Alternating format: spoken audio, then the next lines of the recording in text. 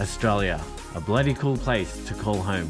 We're truly blessed to have a rugged outback, beaches to barbie on, and awesome wildlife, underwater and on land. In 4 months, we smashed the entire lap while our girls are at an age that they still think that mum and dad are cool. For 10 minutes, we'll be setting up our rig, leaving Melbourne to get through Adelaide and landing in Western Australia. It's going to be through my wife's phone, back before I decided to film our adventures, so sit back and enjoy this mini-series. Unfiltered, raw and real. Just got our new pup and grabbed one of the sidecars, ready to rig it up for the grand trip. 6 weeks to take off, time to start designing. Extra storage space, power from the cab, customized racks for our rooftop tent, shade awnings, toilet curtains, and we should be right.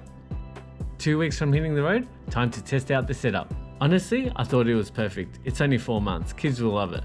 But if I'm to come back still married, I need to level up, so we quickly bought a caravan. After doing the trip, there is no way we could have survived doing the lap without it. For a family of 4, juggling homeschool, work, and meals on the road, it's an absolute must. It took 6 weeks to set up. If you're winging it like me, just get one guy to handle it all. Shout out to Bobby from Connected Auto Electrics, what a legend. We quickly tested the fan, loved it, and now it's time to hit the road, baby. Make hay when the sun shines. 10 years on, it's now family time.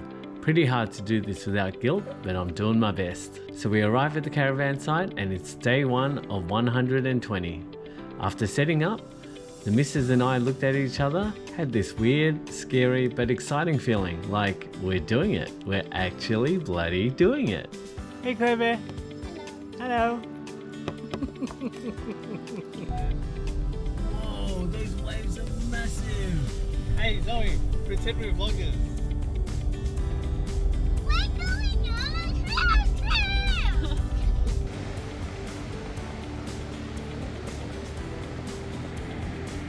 The 12 Apostles on the Great Ocean Road, our first milestone before leaving Victoria.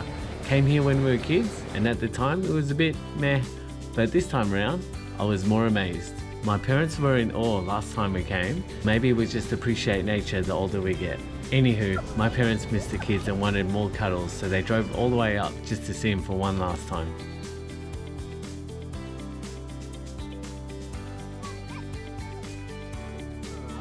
Where was our first stop?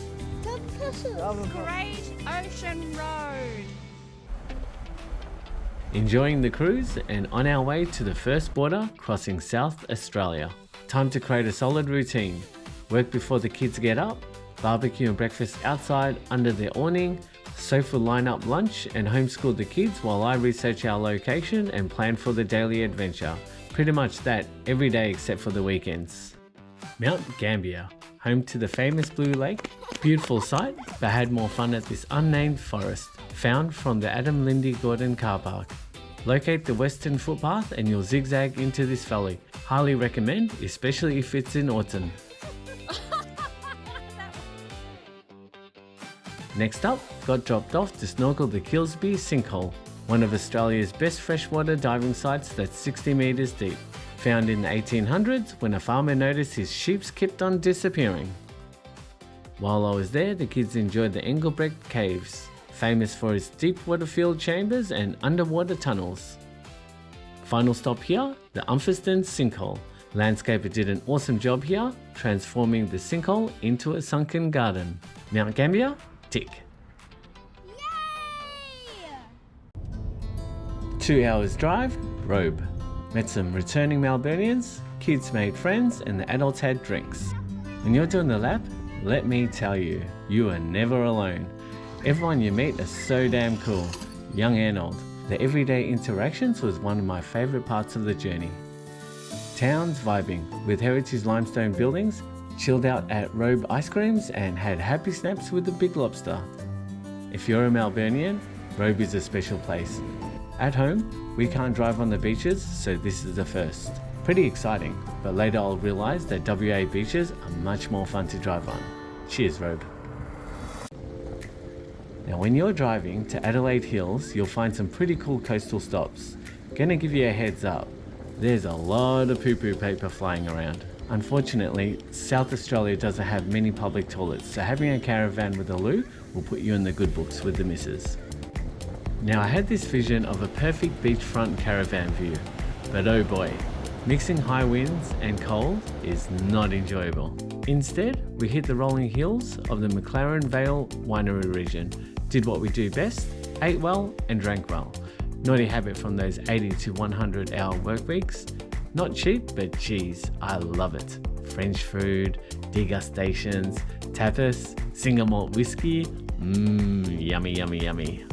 That was a relaxing stopover. Now it's time to head into Adelaide City. Just a 30-minute drive down from the hills. Been keeping the city stops short, trying to spend more time in the harder to reach places while doing the lap. Awesome long chats with the locals on the path while the family did some shopping, and then we had some fun at the zoo.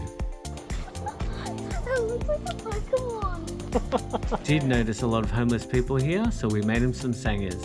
What better way to teach the kids about compassion? Girls wrote messages, all good intentions, lucky I checked to take some of them out. Next stop, Port Broughton. The jetty's got a young dolphin that hangs out with the morning swimmers.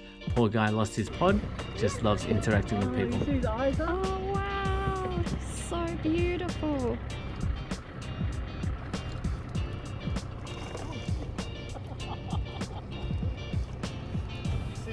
They're friendly. Did some work and morning homeschooling on the pier, which I was told it's great for crabbing, particularly in summer. Kids managed to catch a few, but in the end we just released them back. There is a crab in there.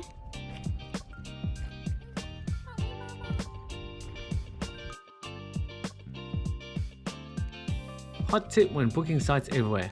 For families, try getting the corner lot in front of the playground. No price upgrades and you get extra space with the nature strip. Perfect when it turns into a party site as well. Kids are so funny. Mr. Squiggle to the rescue.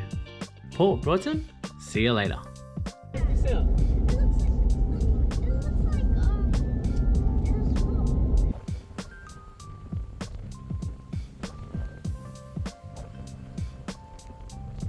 Been here all my life, and after 42 years, finally, we get to see the outback. Long drive, but the kids still enjoyed it. Kimber, first roadhouse day, family loved the butter chicken here, swapped some whiskey and stories by the fire with a fine fellow traveller.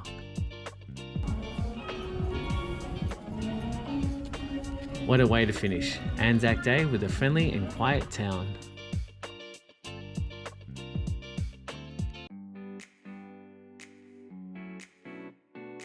Locals told us to try the Sejuna Oyster Bar and the seafood at Baldy's, and fresh it was. Morning waffles by Claire, and off to our first sand dunes 4-wheel drive. 2 hours away, no reception, pretty scary.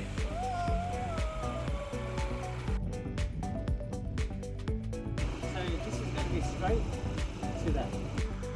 Mate said trust in the vehicle and it'll be okay. At this point, I was freaking out, but we made it. Here's a cake.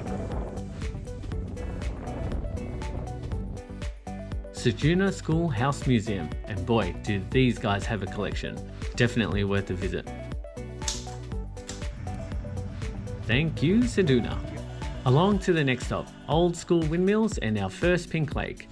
This wasn't pink, but still, an absolute stunner to visit through. Hey, that matches the glass. Kicking on to the Nullarbor Plains, a wide open space with no trees in sight, crossing through multiple time zones on a 146km straight road. Met a lovely lady that just bought an aircraft, so kind, she just let the kids jump in. Got a lesson to take star shots from a friendly neighbour too. Everyone is so darn nice on the road. Sunsets and sunrises were amazing here, but nights got real cold. Final stop before WA, the Great Australia Bight, Bunda Cliffs. My mum would freak, and man, there is so many flies and kangaroos.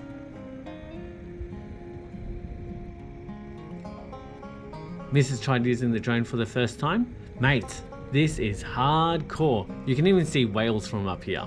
Here's a good perspective of how flat the plains are.